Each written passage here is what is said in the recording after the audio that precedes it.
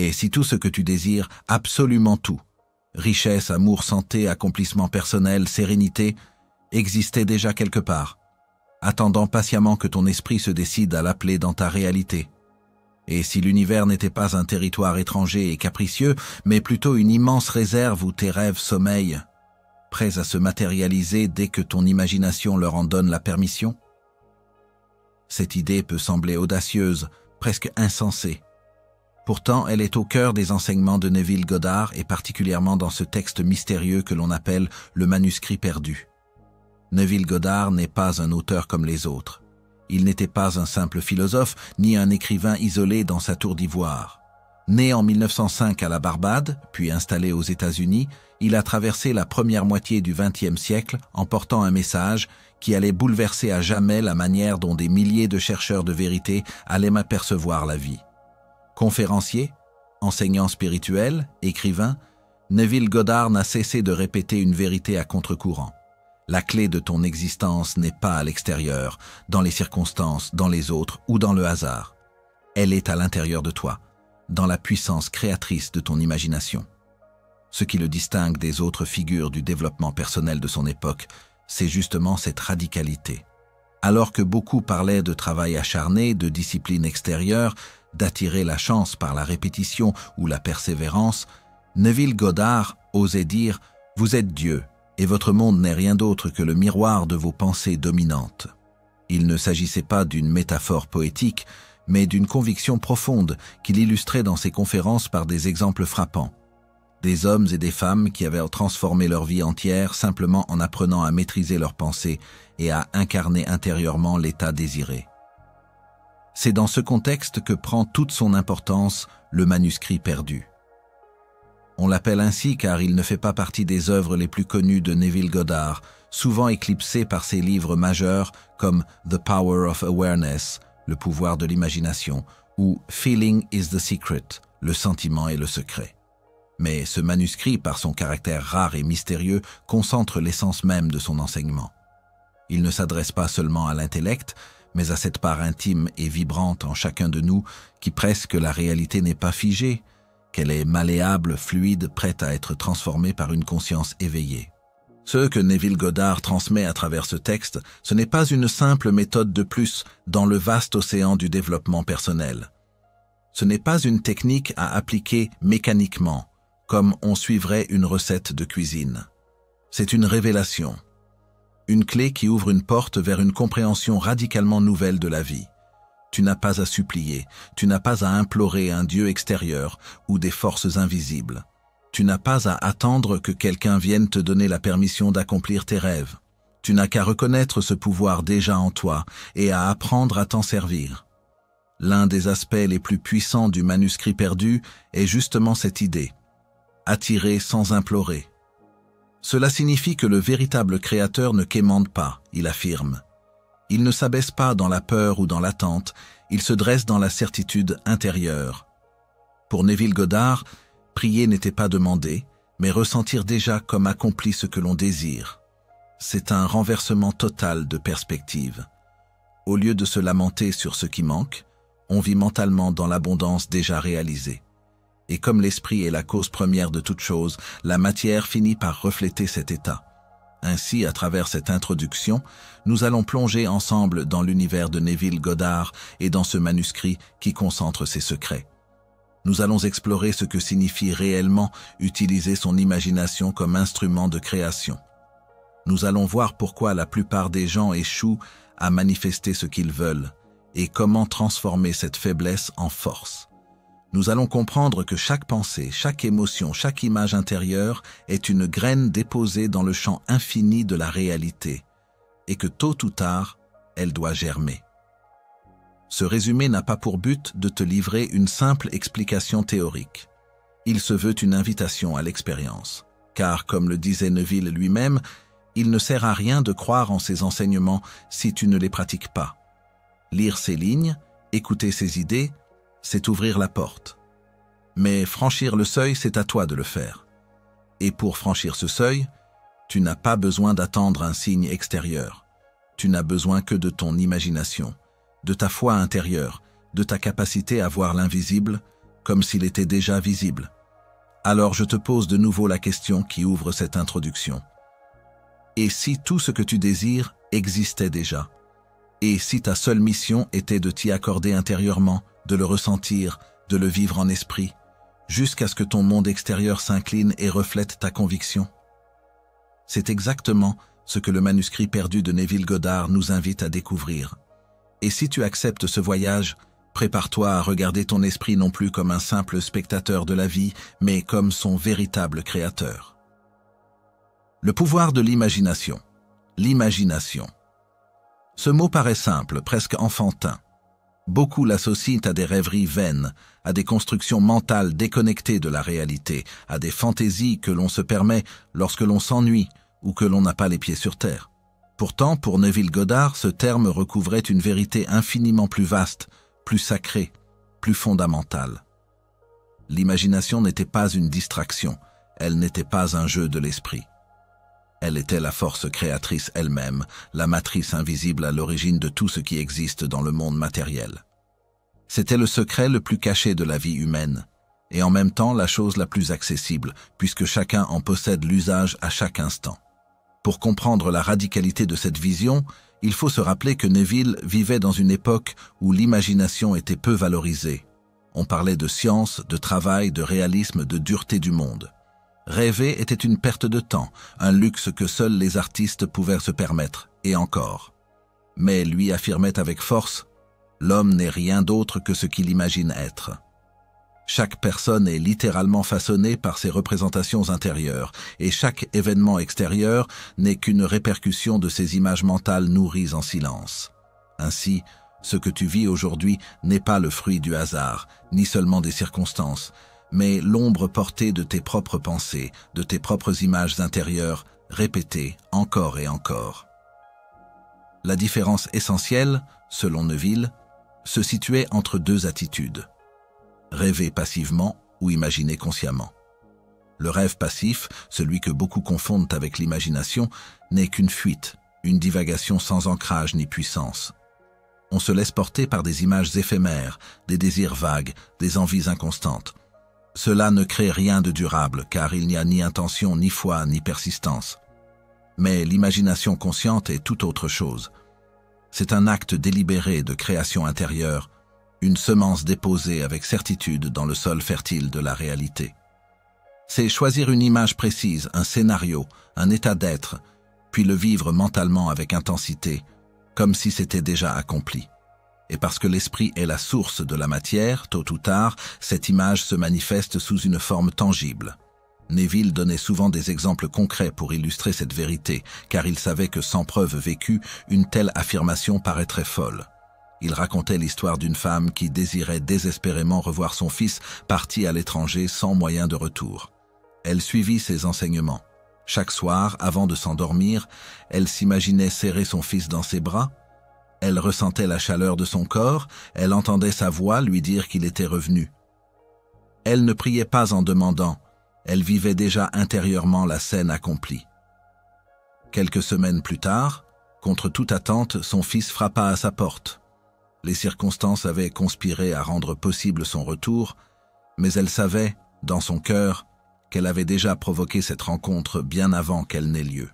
Un autre exemple frappant concernait un homme en quête d'emploi. Il avait envoyé des dizaines de candidatures, sans succès, et il était au bord du désespoir. Neville lui conseilla d'arrêter d'implorer, d'arrêter de se concentrer sur son manque. À la place, il devait chaque soir, dans le silence, s'imaginer assis à un bureau, signer des documents, ressentir la satisfaction d'être déjà employé. Au lieu de se dire « je veux un travail », il devait se dire intérieurement « j'ai un travail ». La nuance est capitale car la conscience ne crée pas à partir du manque, mais à partir de l'état déjà accompli. En moins d'un mois, cet homme reçut une proposition qu'il n'attendait plus et qui correspondait exactement à l'image qu'il avait entretenue dans son esprit. Ces récits ne sont pas des légendes embellies pour séduire un auditoire, mais des témoignages récurrents rapportés par ceux qui ont expérimenté cette loi. Car pour Neville, il ne s'agissait pas de croire aveuglément à une théorie. Il s'agissait de tester, d'expérimenter, de vérifier par soi-même. Sa pédagogie n'était pas dogmatique. Il ne disait pas « croyez-moi », mais « essayez et voyez ».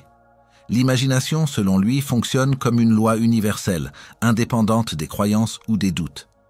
Elle est à l'œuvre que l'on y croit ou non, comme la gravité. La différence, c'est qu'en apprenant à l'utiliser consciemment, l'homme cesse d'être victime de ses propres images involontaires, de ses peurs, de ses doutes, et commence à devenir créateur délibéré de son existence. Le contraste entre rêver et imaginer consciemment est donc une frontière entre deux vies, la vie subie et la vie créée. Rêver passivement, c'est espérer que quelque chose viendra, mais en réalité nourrir inconsciemment des images de manque, de frustration, d'impossibilité.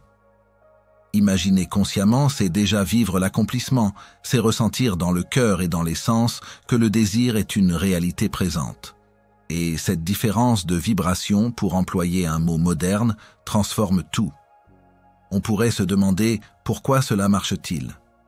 Pourquoi une simple image mentale aurait-elle le pouvoir de transformer la réalité extérieure? Neville répondait à cette question par une affirmation audacieuse. L'homme est toute imagination. Dieu est l'homme, et l'homme est Dieu, et son éternelle demeure est dans l'imagination. Autrement dit, il ne voyait pas l'imagination comme une faculté secondaire de l'esprit humain, mais comme l'essence même de la conscience divine en action. Imaginer, ce n'est pas jouer à se faire peur ou à se bercer d'illusions, c'est activer la puissance créatrice qui façonne l'univers. L'imagination n'est pas une copie du réel, c'est le moule du réel. Il est frappant de constater à quel point cette vision trouve des échos dans d'autres traditions spirituelles et mystiques. Les sages orientaux parlent de Maya, l'illusion de la réalité, qui n'est que le reflet de la conscience. Les textes bibliques que Neville connaissait par cœur répètent sans cesse que la foi est l'assurance des choses qu'on espère, la démonstration de celles qu'on ne voit pas. Pour lui, ces écritures n'étaient pas des symboles vagues, mais des affirmations précises. Croire, c'est imaginer avec intensité. Et imaginer avec intensité, c'est créer. Tout au long de ses enseignements, Neville insistait sur un exercice simple mais révolutionnaire. L'usage de l'état de sommeil, ce moment où l'esprit s'apaise et devient plus réceptif. Avant de s'endormir, il conseillait de rejouer mentalement la scène désirée, de la ressentir comme une expérience déjà accomplie, de l'habiter avec tous les sens. Ce moment est puissant car la frontière entre le conscient et l'inconscient s'efface, et la graine déposée dans l'imagination descend profondément dans le sol fertile de l'esprit. Ceux qui ont pratiqué cet exercice avec constance ont rapporté des transformations radicales dans leur vie. Il est important de noter que Neville ne promettait pas une baguette magique. Il ne disait pas que chaque désir, même superficiel, allait se matérialiser immédiatement comme par enchantement. Mais il affirmait que l'imagination, utilisée avec foi et persistance, finit toujours par donner une récolte conforme à la semence intérieure. L'homme impatient, qui change d'image chaque jour, récolte la confusion. Celui qui reste fidèle à une vision qui la nourrit, qui l'habite, voit cette vision se condenser dans le monde tangible. Ainsi, le pouvoir de l'imagination n'est pas seulement une idée séduisante, c'est une loi à laquelle personne n'échappe. Chacun de nous imagine en permanence. La seule question est, que nourrissons-nous dans notre esprit? Des scénarios de peur, d'échec, de rejet, ou des images d'accomplissement, de succès, de joie? Car l'univers, pour reprendre la formule de Neville, ne juge pas, il reflète. En comprenant cela, on prend conscience de la responsabilité immense que nous avons.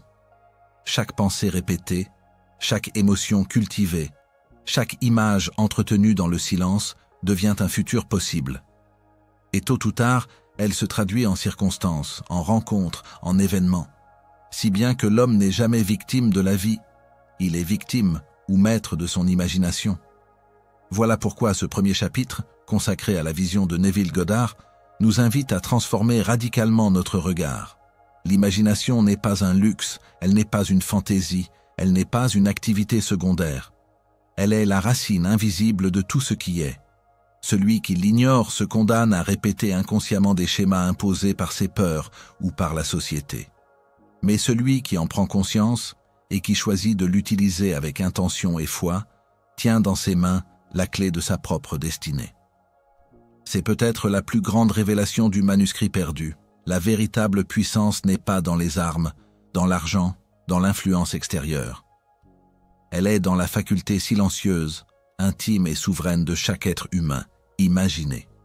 Et celui qui sait imaginer consciemment n'a plus besoin de supplier ni d'attendre.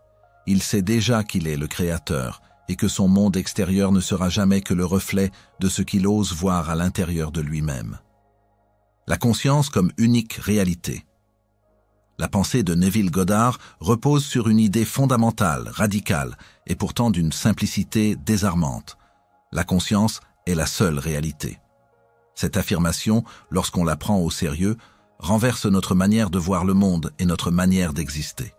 Car si la conscience est la seule réalité, cela signifie que tout ce que nous percevons comme étant extérieur à nous, tout ce que nous considérons comme solide, indépendant et immuable, n'est en fait qu'une projection de notre monde intérieur.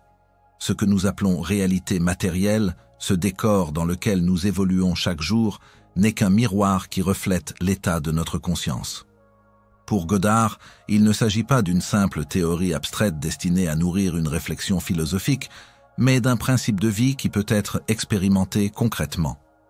Dès lors, le monde extérieur ne peut pas être compris comme une force autonome qui nous impose ses lois et ses contraintes. Il est plutôt la conséquence directe de ce que nous entretenons dans notre esprit. Nos pensées, nos croyances, nos émotions, nos images mentales constituent la véritable matrice de notre existence. Changer le décor de notre vie ne peut donc pas se faire en manipulant uniquement les événements extérieurs, mais exige avant tout une transformation intérieure, un repositionnement de notre conscience. C'est dans ce sens que Neville répète inlassablement que la conscience est la cause et que le monde matériel n'est que l'effet. Lorsque nous observons attentivement notre expérience, nous découvrons que cette idée n'est pas si étrangère que cela. Combien de fois avons-nous remarqué que notre humeur ou notre état d'esprit modifie la manière dont nous percevons une même situation ? Une personne qui traverse une période de joie intense verra dans les événements de sa vie des opportunités, des coïncidences heureuses, des synchronicités qui semblent l'encourager. À l'inverse, une personne qui se sent abattue, découragée ou remplie de peur percevra les mêmes événements sous un jour sombre, y voyant des obstacles, des menaces ou des injustices. Ce ne sont pourtant pas les faits eux-mêmes qui changent, mais la manière dont la conscience les interprète et leur donne une couleur. La conscience précède l'expérience, elle teinte le monde de ses propres nuances et c'est pourquoi deux individus peuvent vivre une même situation sans en tirer la même réalité. Neville Goddard pousse cette logique encore plus loin. Il ne s'agit pas seulement d'une question de perception subjective, mais d'une véritable création. Selon lui, la conscience ne se contente pas d'interpréter la réalité, elle la façonne, elle la produit. Tout commence dans la conscience et tout y retourne. Ainsi, ce que nous appelons destin, hasard ou circonstance ne sont que les reflets visibles de ce que nous avons accepté intérieurement comme étant vrai. Autrement dit, ce que nous croyons avec conviction devient notre monde. Nos idées profondes, celles qui s'enracinent dans notre subconscient et auxquelles nous donnons vie par notre imagination, finissent toujours par se concrétiser dans le visible. Pour bien comprendre cela, il faut saisir la distinction que Neville établit entre les simples pensées passagères et les croyances profondes. Il est possible d'avoir des pensées fugaces de richesse, de santé ou de bonheur sans que cela ne modifie réellement notre vie, parce que ces pensées ne sont pas encore imprégnées dans notre conscience profonde. En revanche, dès qu'une idée devient une conviction, dès qu'elle est acceptée comme une vérité intérieure, elle s'imprime dans le subconscient et commence à modeler la réalité extérieure. C'est pourquoi il insiste tant sur la nécessité d'assumer intérieurement l'état désiré, comme si celui-ci était déjà une réalité. Ce « comme si » est la clé qui ouvre la porte du passage entre l'invisible et le visible. Prenons un exemple concret. Imaginons une personne qui souhaite profondément améliorer sa situation financière. Si elle passe son temps à répéter qu'elle est pauvre, qu'elle n'a pas de chance, qu'elle est condamnée à vivre dans le manque, cette croyance devient le filtre de sa conscience. Peu importe les opportunités qui se présentent à elle, elle les rejettera inconsciemment ou ne les verra même pas. parce que sa conscience a déjà décrété que l'abondance n'est pas pour elle. Ainsi, sa réalité extérieure confirmera sans cesse sa conviction intérieure. En revanche, si cette même personne choisit consciemment d'adopter une nouvelle idée d'elle-même, si elle se voit déjà prospère, si elle ressent intérieurement la joie d'avoir plus qu'assez, si elle s'imprègne de cette vision jusqu'à la ressentir comme une vérité actuelle, alors sa conscience changera. Et ce changement finira inévitablement par s'exprimer dans les circonstances extérieures. Une rencontre, une idée, une opportunité surgiront comme pour valider cette nouvelle conscience. Ce processus n'est pas de la magie au sens où on l'entend habituellement. Il ne s'agit pas d'obtenir des résultats sans effort, ni d'attendre que l'univers nous gâte au hasard. Il s'agit plutôt d'une loi universelle. Ce que nous sommes intérieurement attire son équivalent extérieur.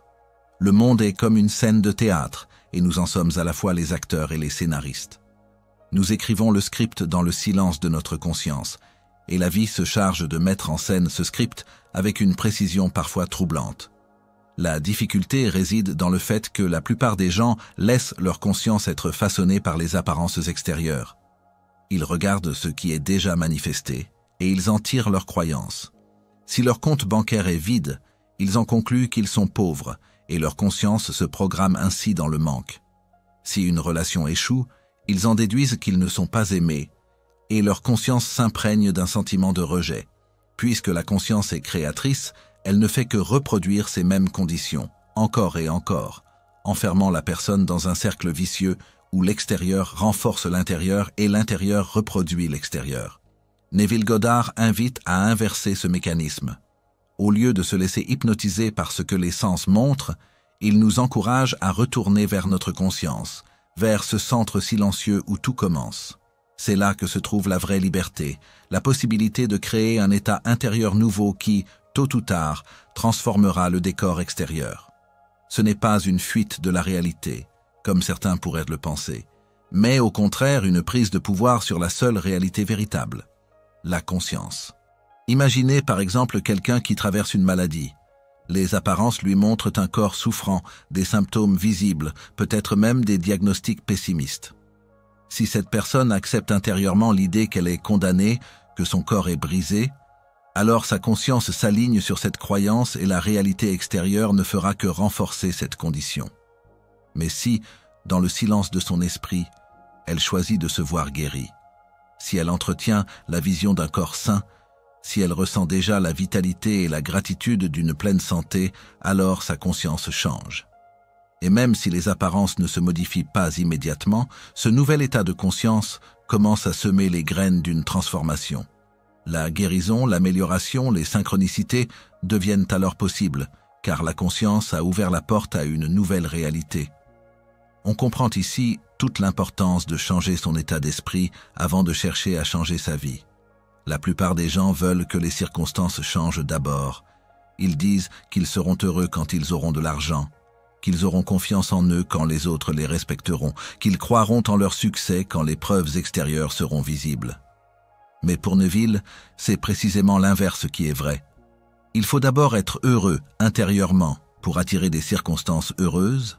Il faut d'abord se voir comme prospère pour attirer la prospérité. Il faut d'abord croire en son succès pour que le succès devienne une réalité tangible. Tout commence dans la conscience et non dans le monde extérieur.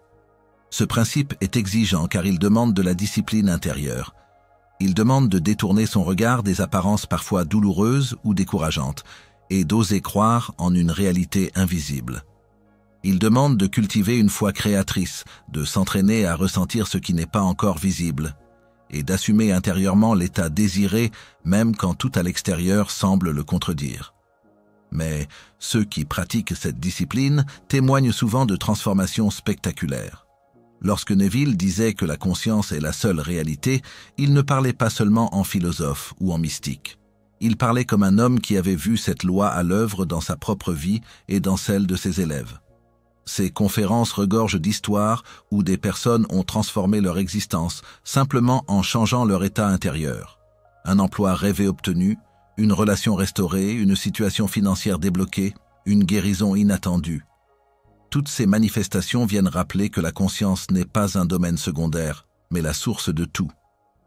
En définitive, comprendre que la conscience est l'unique réalité, c'est accepter une responsabilité immense. Car si tout commence dans la conscience, alors nous ne pouvons plus accuser le hasard, la fatalité ou les autres de ce que nous vivons. Nous sommes les créateurs, parfois inconscients, de nos propres expériences. Mais loin d'être une condamnation, cette responsabilité est une libération. Elle nous redonne le pouvoir de façonner notre vie selon les états de conscience que nous choisissons d'entretenir. Ce qui semblait hier impossible devient envisageable, parce que nous savons désormais que la véritable clé ne se trouve pas à l'extérieur, mais en nous-mêmes. Ainsi, tout ce que nous voulons manifester dans notre vie commence par un choix intérieur. C'est ce choix répété, assumé, ressenti, qui devient la semence de la réalité future. Et si nous persistons à cultiver cet état intérieur, en dépit des apparences, alors tôt ou tard la scène extérieure s'ajustera pour refléter cette nouvelle conscience. Voilà pourquoi Neville insistait avec tant de force. La conscience est la seule réalité. Tant que nous n'avons pas intégré cette vérité, nous restons prisonniers du décor. Mais dès que nous l'acceptons pleinement, nous devenons les véritables maîtres de notre vie. La loi de l'Assomption. Au cœur de l'enseignement de Neville Goddard se trouve un principe aussi simple qu'extraordinaire. La loi de l'Assomption. Pour lui, ce n'est pas une théorie abstraite, mais la clé qui ouvre la porte de toutes les transformations possibles. Il la formule de manière directe. Assume que tu possèdes déjà ce que tu désires et vis dans cet état jusqu'à ce qu'il devienne ta réalité. Cette phrase contient toute la puissance de son message. Elle nous invite à un changement radical de perspective. Au lieu d'attendre que la vie nous donne des preuves pour croire, nous devons croire d'abord, comme si la chose désirée était déjà accomplie.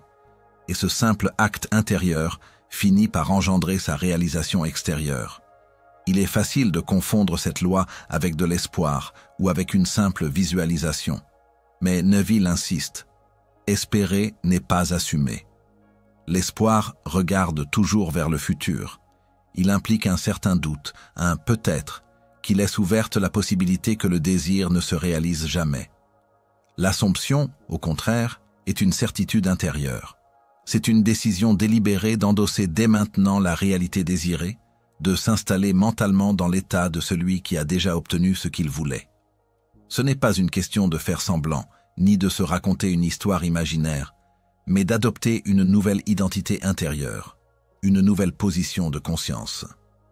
Pour illustrer cela, Neville prenait souvent des exemples concrets. Imaginons une personne qui désire un emploi particulier. L'espoir dira « J'aimerais bien obtenir ce poste. J'espère qu'ils vont m'appeler, j'espère que j'ai les compétences nécessaires. » La foi dira « Je crois que j'ai une chance d'être pris, j'ai confiance que les choses vont bien se passer. » Mais l'Assomption va plus loin. Elle affirme intérieurement « Je suis déjà employé dans ce poste, je vis déjà cette réalité. Je ressens déjà la joie et la sécurité d'avoir obtenu cet emploi. » Celui qui pratique la loi de l'Assomption se voit déjà dans le bureau. Il se sent déjà en train d'exercer ses nouvelles responsabilités. Il goûte intérieurement la satisfaction de son désir accompli. Et c'est précisément ce basculement d'état de conscience qui finit par ouvrir les portes dans le monde extérieur. Pourquoi cela fonctionne-t-il? Parce que, pour Neville, la conscience est la seule réalité. Le monde extérieur n'est qu'un miroir fidèle de l'état intérieur que nous entretenons. Lorsque nous assumons pleinement une nouvelle identité intérieure, ce miroir finit par se réorganiser pour refléter cette nouvelle vérité. C'est comme si l'univers ne pouvait pas résister à l'ordre donné par une conscience ferme et convaincue. Tout finit par se plier à ce qui est assumé de manière constante. Mais il est important de comprendre que ce processus demande une sincérité intérieure. L'Assomption n'est pas une simple répétition de phrases ou une affirmation mécanique. Elle exige que nous nous immergions dans l'état ressenti du désir accompli. Ce n'est pas le mot prononcé qui agit, mais le sentiment profond qui l'accompagne. Se répéter 10 fois « je suis riche » tout en se sentant pauvre ne change rien. En revanche, si l'on parvient à goûter intérieurement à la sensation d'abondance, même pour quelques instants, cette vibration intérieure devient une semence puissante qui finit par s'épanouir dans le monde concret. Pour aider ses élèves à pratiquer cette loi, Neville proposait des exercices simples mais exigeants. L'un d'eux consistait à s'endormir chaque soir en assumant l'état désiré.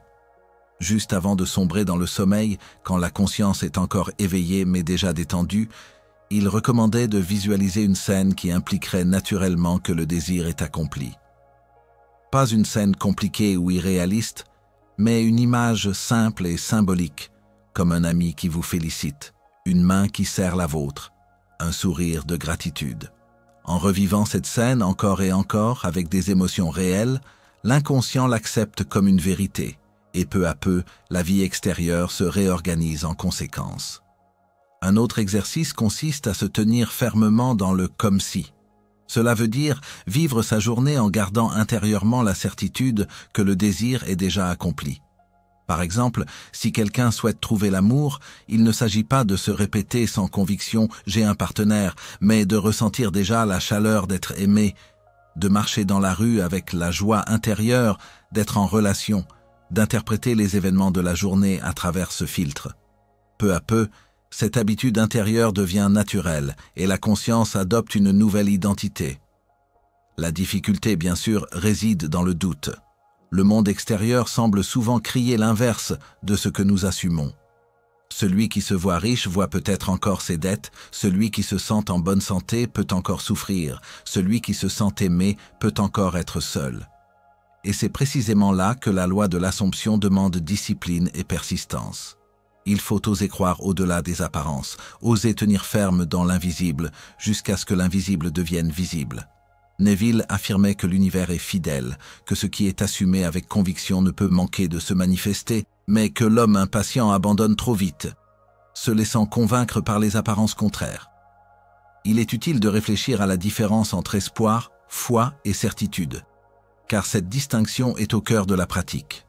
L'espoir est fragile, il est conditionné par les circonstances. Il dépend toujours d'un « si ». Si les choses vont bien, alors mon désir s'accomplira. La foi est déjà plus solide. Elle est une confiance dans une force supérieure, mais elle peut rester abstraite. La certitude, en revanche, est un état de conscience immuable. Elle ne demande pas de preuves extérieures. Elle agit comme si le résultat était déjà acquis. Et c'est ce passage à la certitude que Neville appelle « assumer ». Prenons un exemple de la vie quotidienne. Imaginons une personne qui apprend qu'elle est acceptée dans une grande université. Avant de recevoir la lettre officielle, elle peut espérer, elle peut croire que ses notes étaient bonnes, elle peut avoir confiance en ses chances. Mais dès qu'elle ouvre l'enveloppe et lit « Félicitations, vous êtes admis », elle n'espère plus, elle ne croit plus, elle sait. Elle assume naturellement cette nouvelle réalité, parce qu'elle en a la preuve. Or Neville dit « Adoptez cette même certitude, mais avant que la lettre n'arrive. Agissez comme si vous aviez déjà reçu la réponse. Ressentez la joie et la fierté, comme si tout était accompli. Cette conviction intérieure, répétée et entretenue, agit comme un aimant irrésistible. Pour s'entraîner à cette pratique, on peut commencer par de petites expériences. Par exemple, assumez qu'un ami va spontanément vous écrire un message dans les prochains jours. Au lieu d'espérer ou d'attendre, vous ressentez déjà la joie de recevoir ce message. Vous vous voyez ouvrir votre téléphone, lire ces mots, sourire. Vous vivez intérieurement la scène. Et souvent, à la surprise générale, ce message finit par arriver. Ces petites réussites renforcent la conviction, et peu à peu, on ose appliquer la loi à des domaines plus vastes, carrière, santé, relations, finances. Il est aussi utile de comprendre que l'Assomption n'est pas une lutte contre la réalité extérieure. Elle ne consiste pas à se battre contre ce qui est, mais à se placer intérieurement dans un autre état, sans résistance. Ce n'est pas un effort forcé, mais une détente dans la certitude. Paradoxalement, plus on essaie de forcer, plus on crée une tension intérieure qui bloque la manifestation. Mais lorsque l'on s'abandonne à l'état désiré comme si c'était déjà naturel, les choses semblent se mettre en place avec fluidité. Beaucoup de gens commettent l'erreur d'attendre un signe avant d'assumer. Ils disent « quand j'aurai cette preuve, je croirai vraiment ». Mais Neville affirme que c'est exactement l'inverse. C'est parce que vous assumez d'abord que la preuve viendra ensuite. La vie répond toujours à ce que vous êtes intérieurement, pas à ce que vous attendez. Tant que vous restez dans l'attente, vous continuez de manifester l'attente. Mais dès que vous décidez de vivre dans la certitude, vous créez une nouvelle réalité. Certains pourraient dire que cela ressemble à une illusion ou à une autosuggestion, mais Neville répondrait que toute notre vie est une succession d'assomptions. Nous assumons constamment des identités et des vérités, et elles se reflètent dans nos expériences. Un homme qui se voit toujours malchanceux assume cette identité, et sa vie en porte les traces. Une femme qui se croit indigne de l'amour assume cet état et ses relations le lui confirment. Ce que nous appelons réalité n'est souvent rien d'autre que la somme de nos assumptions passées. Prendre conscience de cela nous libère. Si nous avons créé inconsciemment des expériences indésirables, nous pouvons consciemment en créer de nouvelles. La loi de l'Assomption est donc une invitation à redevenir maître de soi. Elle nous demande de choisir délibérément nos états intérieurs au lieu de les subir. Elle nous rappelle que nous ne sommes pas victimes des circonstances, mais créateurs à travers ce que nous assumons être vrai. Elle nous pousse à sortir du rôle de spectateur pour redevenir acteur, à oser incarner aujourd'hui ce que nous voulons voir demain. Pour pratiquer cette loi, il est utile d'établir une routine. Chaque jour, consacrer quelques minutes à s'installer dans l'état désiré. Fermez les yeux, respirez calmement, imaginez une scène simple et réelle qui impliquerait que votre désir est accompli. Ressentir la joie, la gratitude, la sérénité de cette nouvelle réalité. Répétez ce processus jusqu'à ce que l'état devienne familier. Et surtout, continuez à l'assumer même lorsque les apparences extérieures disent le contraire. Car la persistance est la clé. Ceux qui abandonnent trop tôt ne laissent pas à la graine le temps de germer. En fin de compte, la loi de l'Assomption repose sur une vérité universelle. Nous devenons ce que nous croyons être, non pas ce que nous espérons, ni même ce que nous croyons vaguement possible, mais ce que nous assumons avec conviction. Chaque transformation commence par une décision intérieure. Décider de vivre dès aujourd'hui comme si la chose désirée était déjà une réalité. Celui qui s'engage sincèrement dans ce chemin découvre que le monde extérieur, tôt ou tard, se plie à cette nouvelle conscience. Ainsi, l'Assomption n'est pas seulement une technique de manifestation. C'est une manière de vivre, une philosophie, une discipline intérieure. Elle demande courage, persévérance et imagination. Mais elle offre en retour une liberté inestimable, la possibilité de créer consciemment sa vie au lieu de la subir. Celui qui pratique cette loi avec sérieux découvre que rien n'est impossible, car tout ce qui peut être assumé avec certitude peut être manifesté dans la réalité. Le rôle de la foi et des émotions. Si l'imagination est le pinceau qui dessine les images de notre avenir, alors la foi et les émotions en sont les couleurs vivantes qui donnent à ces images une intensité capable de percer la frontière entre le monde invisible et le monde visible. Neville Goddard ne cessait de répéter que l'homme ne peut manifester que ce qu'il croit vraiment et ce qu'il ressent profondément. Sans la foi, l'imagination n'est qu'un rêve flou. Sans les émotions, l'image mentale reste une idée froide, sans énergie suffisante pour se matérialiser. La foi et les émotions sont les moteurs silencieux qui activent la loi de l'Assomption, et sans elle, aucune transformation durable n'est possible. La foi n'est pas une simple croyance intellectuelle, elle n'a rien à voir avec le fait de se répéter mentalement qu'une chose est possible ou probable. Elle est un état d'assurance intérieure, une conviction intime qui ne dépend pas des preuves extérieures.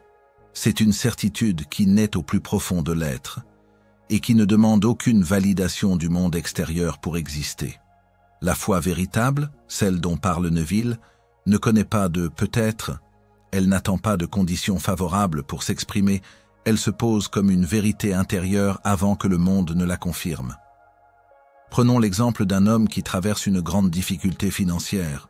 S'il espère s'en sortir, il reste dépendant des circonstances. Il attend qu'un emploi arrive, qu'un coup de chance se présente, que quelqu'un l'aide. Sa conscience est encore fragile, ballottée entre espoir et crainte. Mais s'il adopte la foi, il s'installe dans un état intérieur de sécurité et d'abondance, même si son compte bancaire reste vide. Il sait que son imagination, couplée à sa foi, ouvre des portes invisibles qui ne tarderont pas à se manifester. Il se sent déjà pourvu, déjà soutenu par une force invisible.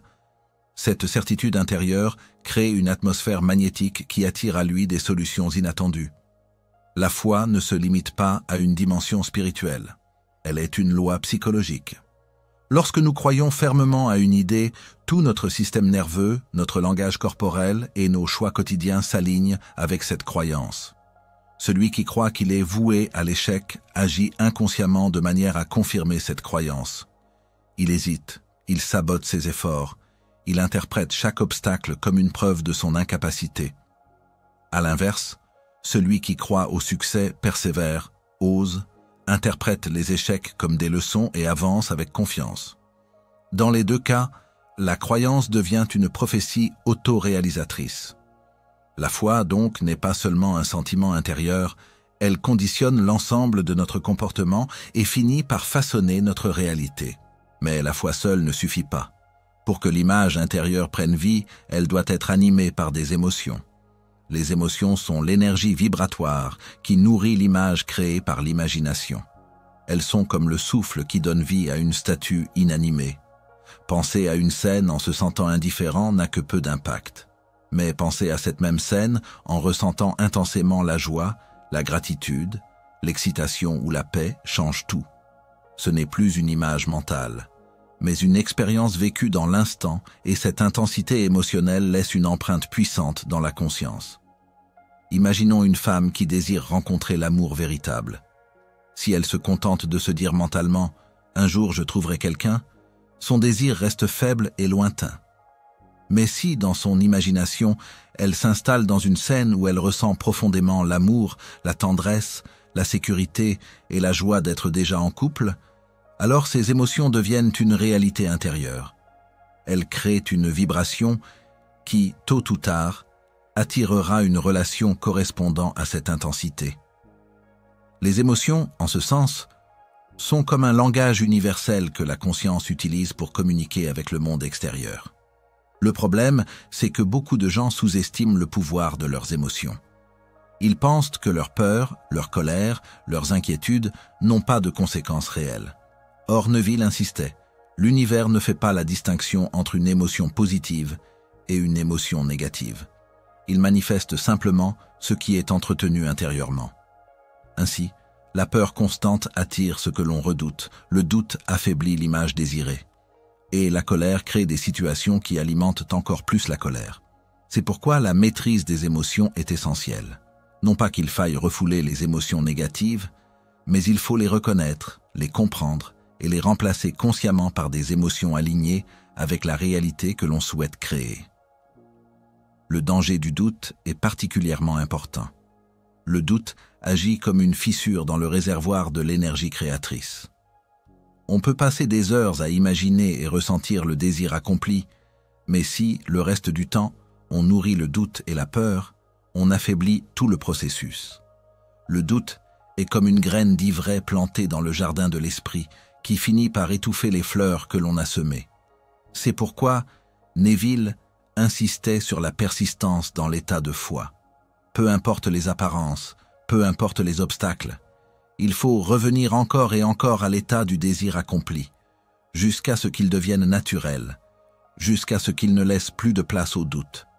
Un exercice puissant consiste à associer systématiquement le désir imaginé à une émotion précise. Par exemple, si l'on souhaite la réussite professionnelle, on peut imaginer une scène simple, serrer la main d'un collègue qui nous félicite ou recevoir une lettre d'acceptation. Mais il ne suffit pas de visualiser la scène, il faut ressentir la joie, la fierté, la gratitude, comme si tout était déjà réel. Ces émotions, répétées avec régularité, impriment dans le subconscient la conviction que cette réalité est déjà en cours. Avec le temps, elles deviennent plus naturelles et la foi se renforce.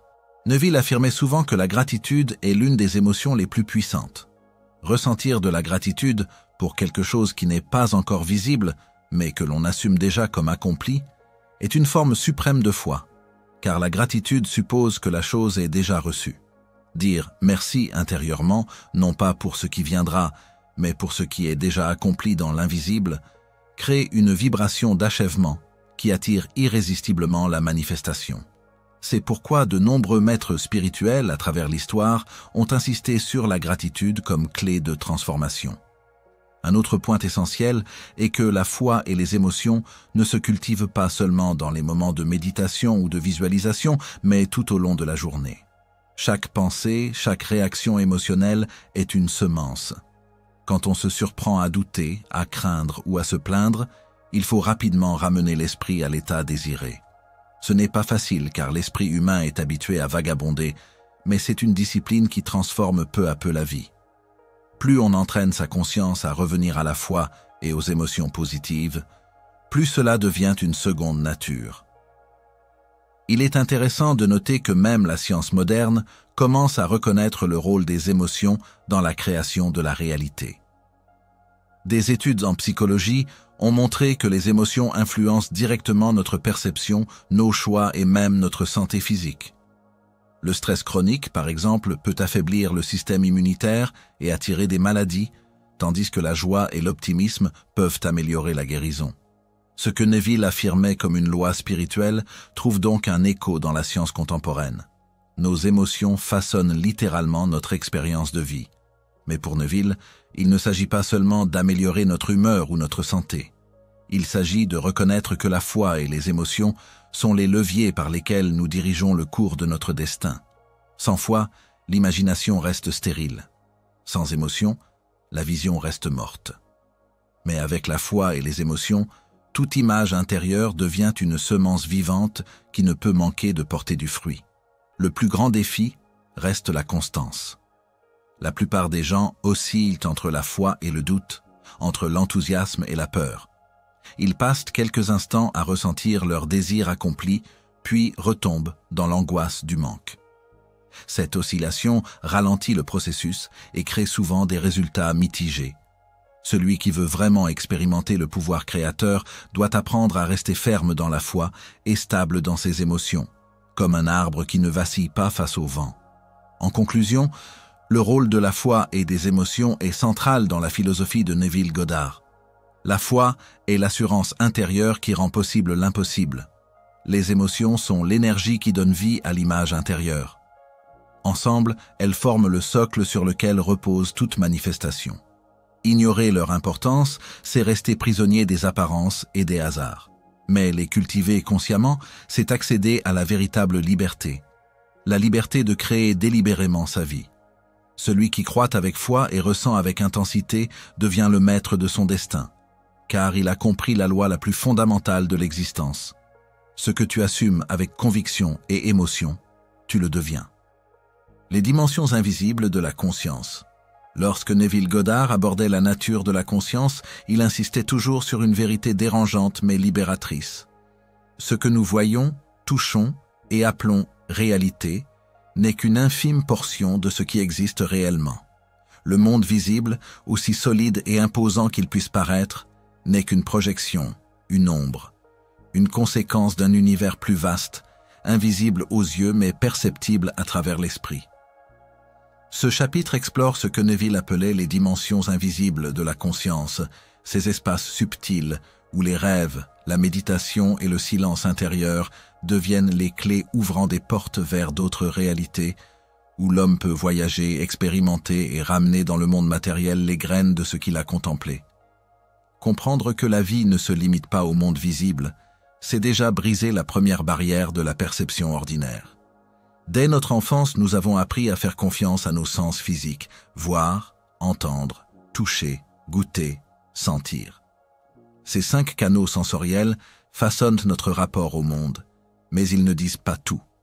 Ils ne captent qu'un fragment de l'existence.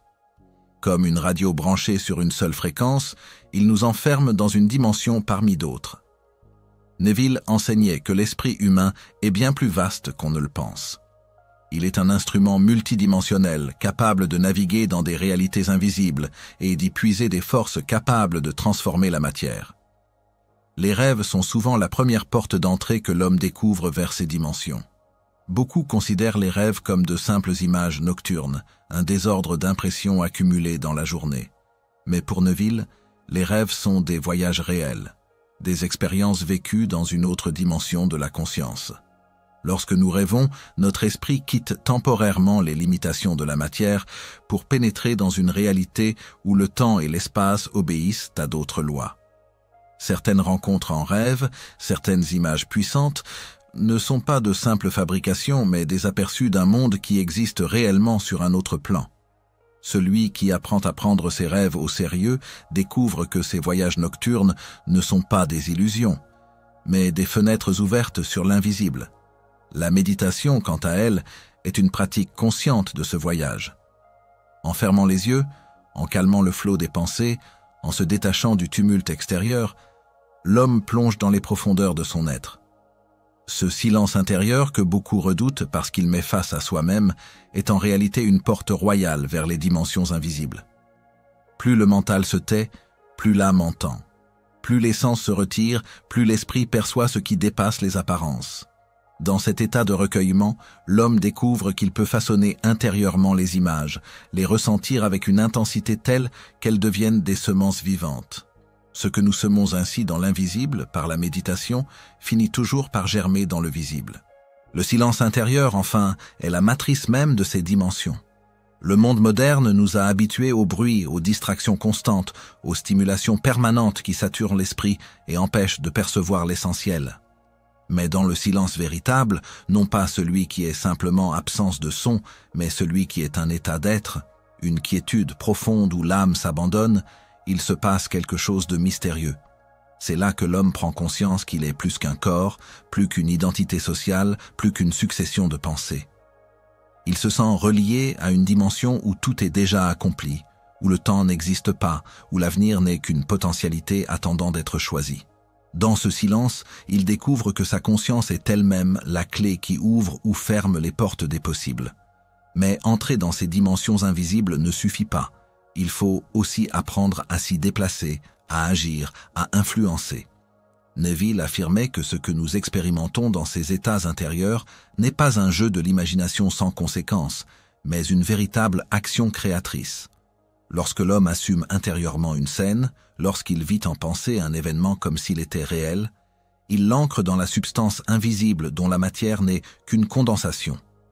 Ainsi, méditer sur un désir accompli, rêver consciemment d'une victoire déjà obtenue, ressentir dans le silence intérieur la joie d'un futur certain, ce n'est pas se mentir.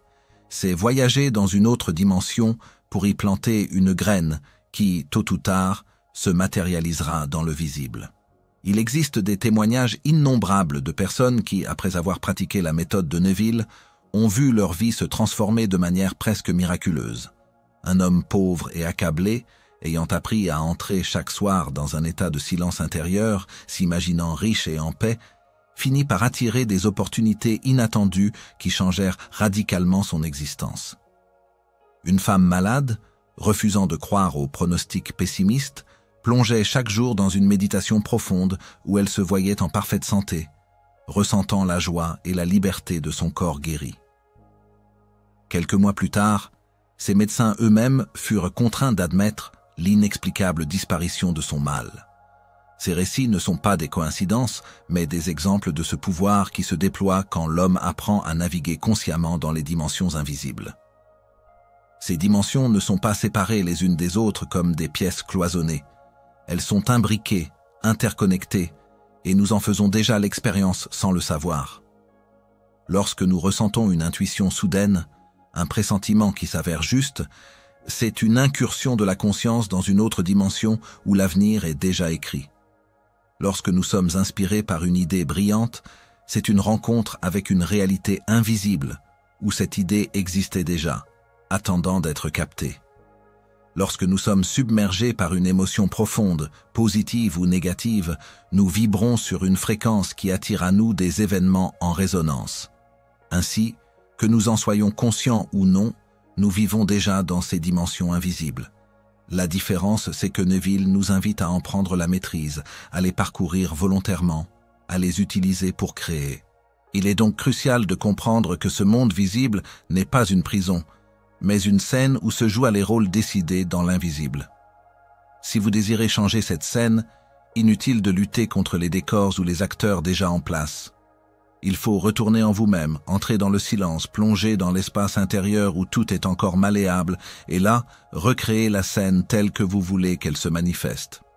Ensuite, il ne reste qu'à maintenir cette vision avec foi, à revenir sans cesse dans cette dimension invisible où le changement est déjà accompli. Le visible n'aura d'autre choix que de s'aligner. Chapitre 5. Les dimensions invisibles de la conscience n'est pas une invitation à l'évasion ni à la fuite hors de la réalité, mais un appel à reprendre contact avec ce qui constitue la réalité véritable. Nous ne sommes pas des victimes enfermées dans un monde figé. Nous sommes des voyageurs de la conscience, des créateurs capables de modeler la matière en explorant l'invisible. Celui qui comprend cela ne vit plus comme un simple spectateur. Il devient un architecte, un magicien, un bâtisseur de monde. Le rituel secret de la visualisation. Il y a dans l'enseignement de Neville Goddard un point qui revient sans cesse comme une clé sacrée, un rituel discret, presque initiatique, que peu de personnes pratiquent avec discipline, mais qui, pour ceux qui en font une habitude, devient une véritable source de miracles. La visualisation. Non pas la simple rêverie vague que l'on pratique distraitement, mais un rituel précis, presque mystique, où chaque détail, silence, émotion, répétition, état de conscience, joue un rôle capital. Pour Neville, la visualisation n'est pas une technique psychologique, c'est une véritable cérémonie intérieure, une communion entre l'homme et l'invisible, un acte créateur qui engage tout l'être.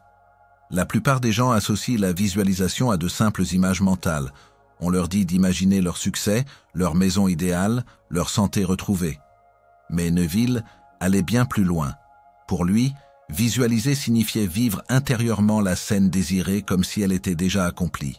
Y croire de tout son cœur, s'y abandonner jusqu'à ressentir qu'il n'y a plus aucune différence entre ce qui est vu à l'intérieur et ce qui existe à l'extérieur.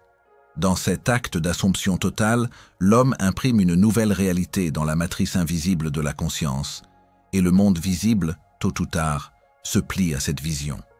Pour que cette pratique devienne réellement un rituel transformateur, 3 éléments essentiels doivent s'unir: le silence, l'émotion et la répétition. Le silence, d'abord, est le socle. Sans silence intérieur, l'esprit reste agité, distrait, divisé. C'est dans le calme que l'image prend vie. C'est dans la paix que la vision s'impose. Celui qui apprend à fermer les portes de ses sens, à se retirer du tumulte extérieur, à s'asseoir dans une tranquillité profonde, découvre qu'il peut modeler des scènes intérieures avec une clarté étonnante. C'est ce silence qui donne au rituel sa force, car dans le silence, la conscience est plus réceptive, plus ouverte aux dimensions invisibles. L'émotion, ensuite, est le souffle vital de la visualisation. Une image sans émotion est une coquille vide, mais une image chargée d'émotion devient vivante, vibrante, magnétique. Neville enseignait que la loi de l'Assomption ne fonctionne pas simplement parce que l'on pense à quelque chose, mais parce qu'on le ressent comme réel. Ressentir la joie, la paix, l'excitation, la gratitude, comme si le désir était déjà accompli, c'est infuser l'image intérieure d'une énergie créatrice qui attire à elle l'équivalent dans le monde extérieur. Ainsi, celui qui visualise sa réussite doit non seulement voir la scène, mais aussi ressentir profondément ce que cette réussite engendrerait en lui. La chaleur du triomphe, la sécurité, l'amour, la sérénité. L'émotion est l'âme du rituel. La répétition, enfin, est le marteau qui grave l'image dans la conscience. Une visualisation pratiquée une seule fois est comme une graine jetée au hasard sur la terre. Elle peut germer, mais souvent elle s'éteint avant de prendre racine. Mais une visualisation répétée chaque jour, avec la même intensité, finit par s'ancrer dans le subconscient. Et ce qui est inscrit dans le subconscient devient inévitable dans la vie extérieure. Neville recommandait de répéter la scène choisie chaque soir, juste avant de sombrer dans le sommeil, car à ce moment précis, l'esprit est le plus malléable, le plus ouvert aux suggestions, le plus réceptif aux semences invisibles. C'est ici qu'entre en jeu ce que Neville appelait le « état akin to sleep » ou état voisin du sommeil. Il s'agit d'un passage initiatique, un moment subtil où la conscience flotte entre veille et sommeil, où le corps commence à s'endormir tandis que l'esprit reste éveillé, où les barrières du mental rationnel s'effacent, laissant le subconscient ouvert comme une terre fertile. Dans cet état, La visualisation prend une puissance décuplée. C'est comme si l'homme, en ce moment suspendu, entrait directement dans les dimensions invisibles dont nous avons parlé précédemment et y inscrivait sa vision comme un décret inaltérable. Pratiquer ce rituel est simple en apparence, mais demande discipline et foi. On choisit une scène claire et courte qui symbolise l'accomplissement du désir. Par exemple, au lieu de visualiser des étapes compliquées, on imagine une seule image. Un ami qui nous félicite pour notre succès, un médecin qui nous annonce la guérison, une main serrée en signe d'accord. On s'installe confortablement, on ferme les yeux, on détend son corps, et on commence à répéter cette scène encore et encore, en y mettant tout son cœur. On se laisse pénétrer par les émotions, on s'y abandonne jusqu'à sentir que c'est réel. Puis, doucement, on se laisse glisser dans le sommeil, avec cette image comme dernière empreinte dans la conscience. Nombreux sont ceux qui ont expérimenté ce rituel et qui ont vu leur vie changer. Un homme au chômage, pratiquant chaque soir la visualisation de recevoir une lettre d'embauche, finit par être contacté pour un poste qu'il n'avait même pas osé espérer. Une femme qui désirait un enfant se visualisait chaque soir tenant son bébé dans ses bras, sentant son poids, sa chaleur, son odeur. Quelques mois plus tard, malgré les diagnostics médicaux, elle conçut naturellement. Ces témoignages abondent, non pas parce que la visualisation est une simple coïncidence, mais parce qu'elle est un rituel spirituel où l'homme dialogue avec la matrice invisible de la création. Ce rituel prend une dimension mystique lorsqu'on comprend qu'il ne s'agit pas simplement d'attirer des choses, mais de se transformer soi-même. Car en répétant chaque soir la scène choisie, l'homme change son identité intérieure. Il ne se voit plus comme celui qui désire, mais comme celui qui possède déjà. Cette transformation de l'état de conscience est le vrai miracle. Le monde extérieur ne fait alors que refléter ce changement intérieur. Ainsi, le rituel de la visualisation est une école de foi, un chemin initiatique où l'homme apprend à créer en se souvenant qu'il est lui-même créateur. La grandeur de ce rituel tient aussi à sa simplicité. Pas besoin de longues prières, de cérémonies compliquées, de lieux sacrés. Le temple est en soi, le silence est le sanctuaire, l'image est l'offrande, l'émotion est l'encens, et le sommeil est la porte. Celui qui pratique avec constance finit par comprendre que chaque soir, avant de dormir, il a entre ses mains la possibilité de redessiner son destin. Chaque nuit devient un autel où l'homme sculpte sa vie future, et chaque matin devient la manifestation progressive de ce qu'il a semé. Chapitre 6. Le rituel secret de la visualisation nous enseigne donc que la vie n'est pas laissée au hasard, mais qu'elle est façonnée par nos visions intérieures. Celui qui sait entrer dans le silence, charger ses images d'émotions, répéter avec constance et s'abandonner à l'état voisin du sommeil, possède entre ses mains une clé que peu connaissent mais qui peut ouvrir toutes les portes. Ce rituel n'est pas une superstition, mais une science spirituelle, une voie sacrée où l'homme dialogue avec l'invisible pour façonner le visible. Les illusions de l'ego et les pièges du doute. Dans le voyage spirituel que décrit Neville Goddard, le plus grand obstacle n'est pas le monde extérieur, ni les circonstances adverses, ni même les autres hommes. Le véritable adversaire réside à l'intérieur de chacun. C'est l'ego. Cet ego, loin d'être un ennemi à détruire, est une construction mentale qui s'impose comme une illusion, une voix insistante qui répète sans cesse « Tu n'es pas assez, tu ne peux pas. Regarde les faits, regarde la réalité. » C'est lui qui s'accroche aux apparences visibles, qui refuse d'accepter que l'invisible soit plus réel que le visible. C'est lui qui tremble devant l'incertitude, qui se nourrit de peur et de doute qui empêche l'homme de se reconnaître comme créateur. Neville Goddard insistait. Tout commence dans la conscience. Mais l'ego ne veut pas l'entendre.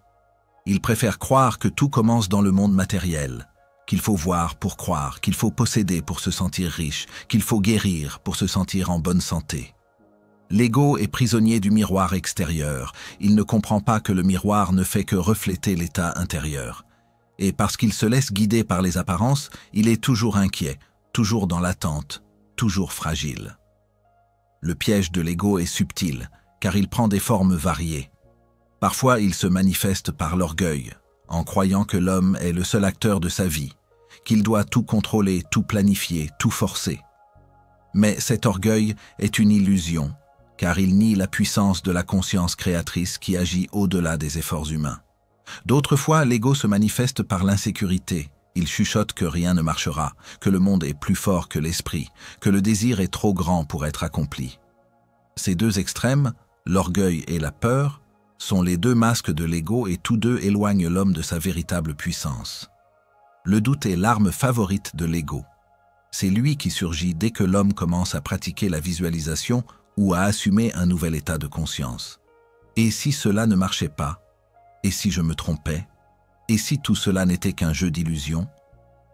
Ces pensées, aussi insignifiantes semblent-elles, détruisent le rituel intérieur comme une pluie froide qui éteint un feu naissant. Le doute neutralise l'énergie créatrice car il divise la conscience. D'un côté, l'homme croit, de l'autre, il ne croit pas.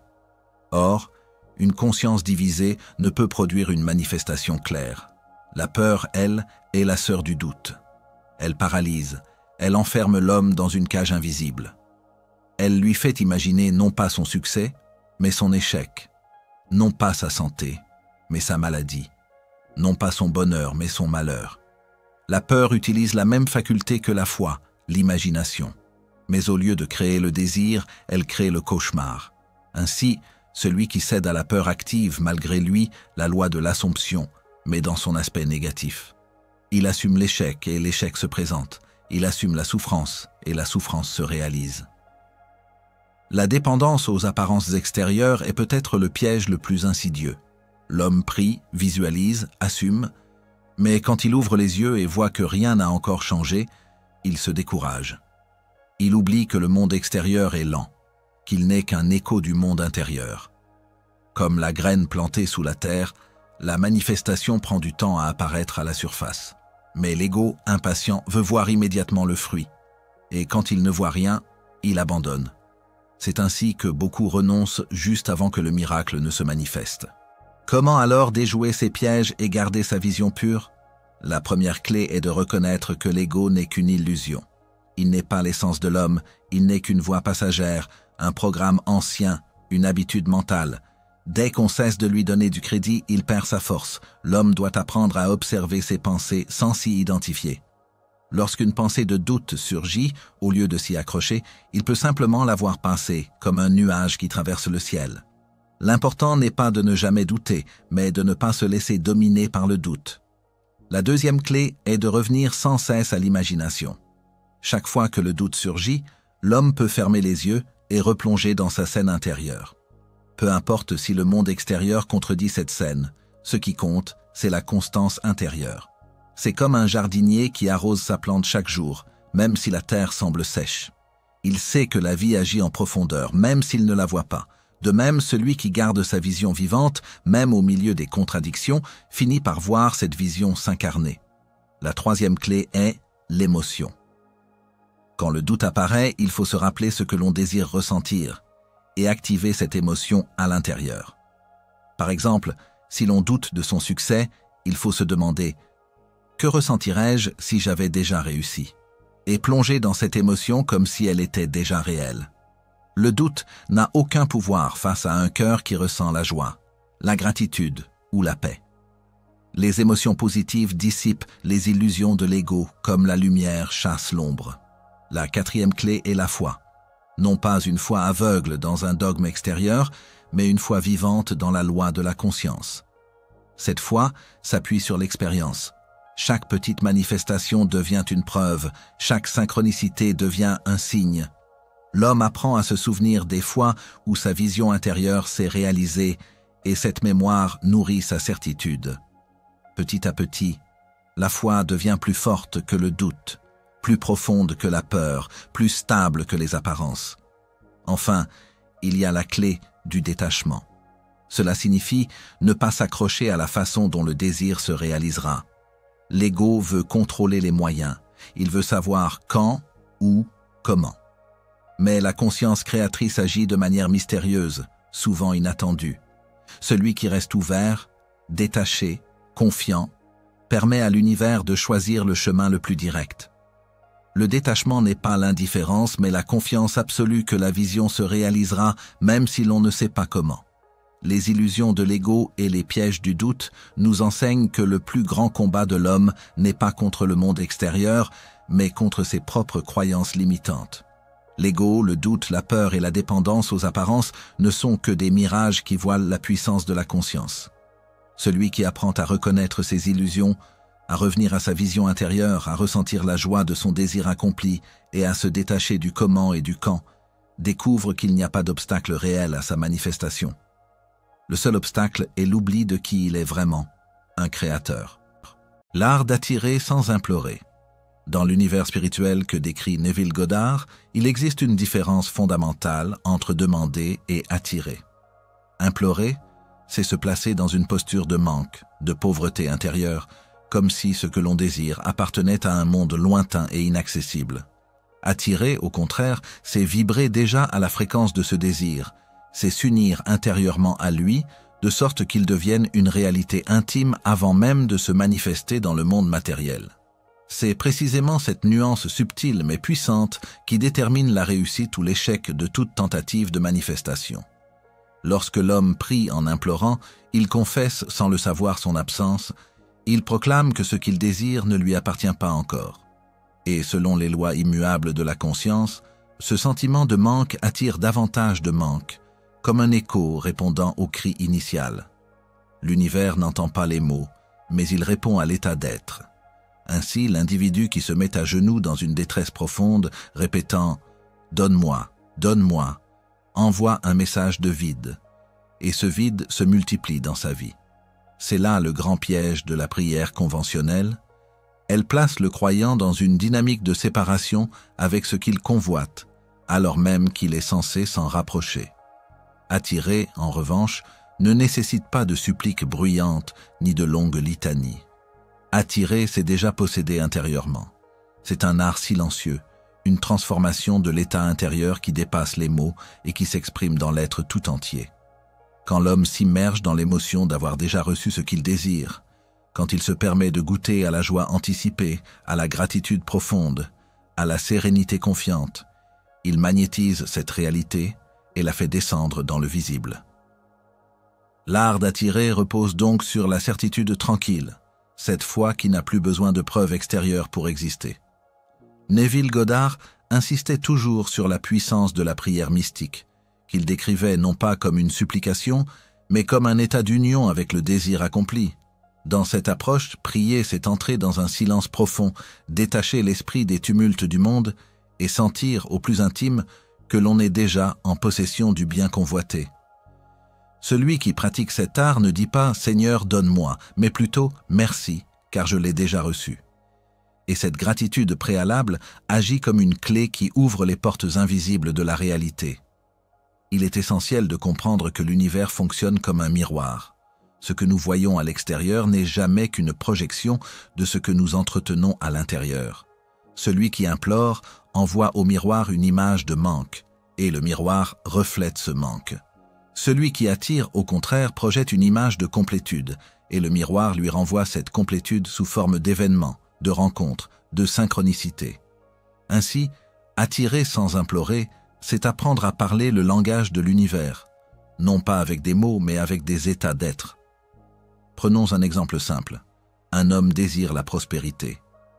S'il se lamente en répétant qu'il est pauvre et qu'il attend un miracle, il attire encore plus de pauvreté, car il nourrit sa conscience de ce manque. Mais s'il ferme les yeux, s'il imagine avec intensité qu'il vit déjà dans l'abondance, s'il ressent la joie de posséder, la paix de savoir qu'il ne manque de rien, alors il attire naturellement les situations et les opportunités correspondant à cet état. Dans un cas, il implore et le manque persiste. Dans l'autre, il attire et la prospérité se manifeste. Cet art exige une discipline subtile, car l'ego humain aime se plaindre, aime se percevoir comme victime du sort ou du destin. L'imploration flatte cette posture de faiblesse. Elle maintient l'homme dans une position où il croit dépendre d'une force extérieure. Mais l'art d'attirer réclame le courage de reconnaître que le Créateur est en soi, que le pouvoir réside dans la conscience, et que l'homme est appelé à incarner ce rôle avec responsabilité. Il n'y a pas de place pour la passivité. Attirer, c'est s'engager à vivre chaque instant comme si le souhait était déjà accompli. Il convient également de souligner que les émotions jouent un rôle capital dans ce processus. Implorer, c'est ressentir la peur, l'angoisse, la frustration. Attirer, c'est vibrer dans la gratitude, la joie, la paix. L'émotion est comme le carburant qui propulse l'image intérieure vers sa réalisation. Celui qui apprend à maintenir ses émotions alignées sur l'accomplissement de son désir active un champ magnétique d'une intensité insoupçonnée. À l'inverse, celui qui nourrit des émotions de doute et de désespoir se condamne à tourner en rond, prisonnier de ses propres vibrations. La prière mystique, telle que Neville la décrivait, peut donc se résumer en une pratique d'alignement total. Elle n'est pas un discours adressé à un Dieu lointain, mais une plongée dans le divin intérieur, là où toute chose existe déjà en germe. Celui qui la pratique ne cherche pas à convaincre une puissance extérieure, mais à se convaincre lui-même, à se transformer de l'intérieur pour devenir l'équivalent vibratoire de son désir. À ce stade, la frontière entre demander et posséder disparaît, l'homme vit dans l'unité et ce qui l'attire devient inévitable.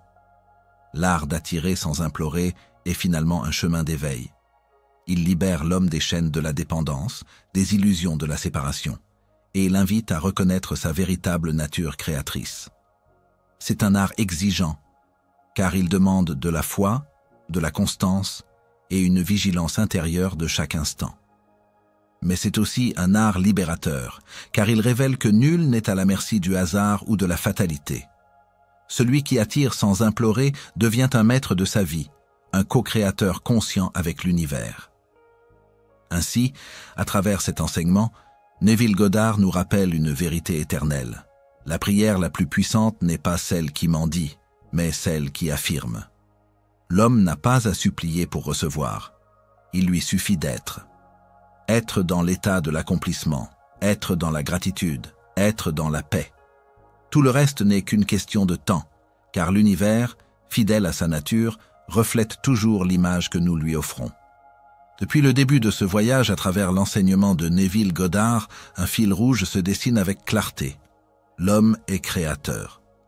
Non pas créateur au sens symbolique ou poétique, mais véritablement créateur de sa réalité, de son destin, de son univers. Pourtant, la plupart des êtres humains ignorent cette vérité. Ils vivent comme des héritiers d'un trésor inestimable qui aurait oublié l'existence de leur richesse.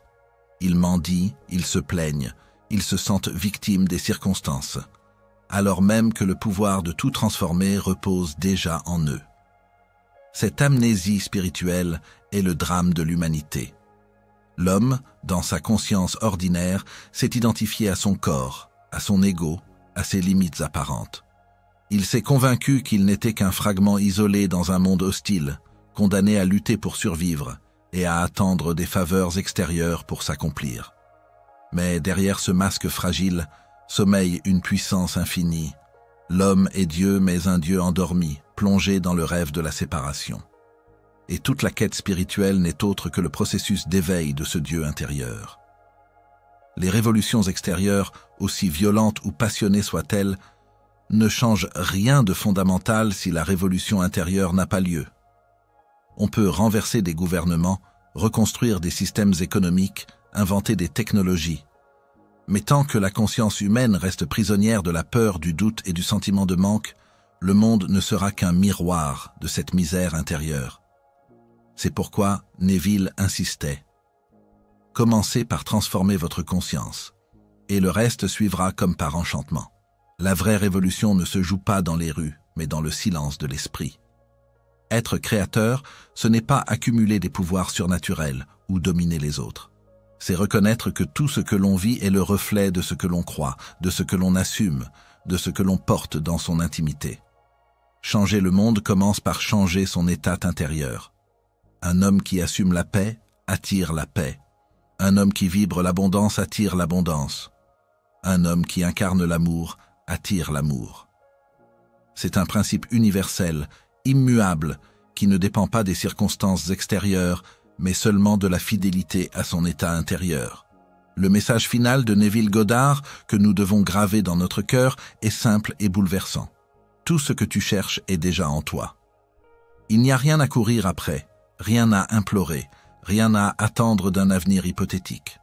Tout existe déjà dans les dimensions invisibles de la conscience. Il suffit de s'y accorder, de l'assumer, de l'incarner. L'éveil spirituel n'est pas une conquête, mais un souvenir, celui de notre véritable nature. Alors, que reste-t-il à faire? S'éveiller. S'éveiller de ce rêve de petitesse, de cette illusion de séparation, de cette croyance dans le hasard et la fatalité. S'éveiller, c'est reprendre son rôle de créateur conscient et marcher dans ce monde avec la certitude tranquille que rien ne nous manque. C'est comprendre que chaque pensée est une graine, chaque émotion un souffle créateur, chaque vision intérieure une prophétie en gestation. En s'éveillant, l'homme transforme non seulement sa propre vie mais aussi le monde autour de lui, car l'univers est interconnecté et chaque conscience éveillée éclaire celles qui dorment encore. Ce n'est pas par la force, ni par la domination, mais par la résonance. Celui qui s'éveille inspire naturellement les autres à s'éveiller à leur tour. Ainsi se tisse la véritable révolution, silencieuse, invisible, mais irrésistible. Si tu as suivi ce voyage jusqu'ici, c'est que quelque chose en toi a déjà commencé à s'éveiller. Peut-être as-tu ressenti que ce que tu cherchais à l'extérieur se trouvait en réalité dans ton propre cœur. Peut-être as-tu compris que tu n'as pas à implorer pour recevoir, mais seulement à te rappeler qui tu es. Ce n'est pas un savoir intellectuel qu'il faut acquérir, mais une expérience intime à vivre, encore et encore, jusqu'à ce que l'évidence devienne totale. Tu es le créateur. Et maintenant, je veux te laisser avec cette pensée. Chaque jour, à chaque instant, tu as le choix. Tu peux continuer à vivre comme si tu étais un mendiant du destin, soumis aux caprices du monde extérieur. Ou bien tu peux décider de t'éveiller, d'assumer ton pouvoir et de créer consciemment une vie à l'image de ton plus grand désir. Ce choix, personne ne peut le faire à ta place. Mais sache ceci, le jour où tu choisis l'éveil, l'univers entier conspire pour confirmer ton choix. Merci d'avoir parcouru ce chemin avec moi, d'avoir ouvert ton esprit et ton cœur à ces enseignements. Ce que tu viens de lire n'est pas une conclusion, mais un commencement. Le véritable voyage commence maintenant, dans ta propre vie, dans tes propres expériences, dans les décisions que tu prendras à partir de cet instant. Et si tu ressens l'appel de continuer ce voyage, je t'invite à rester avec nous.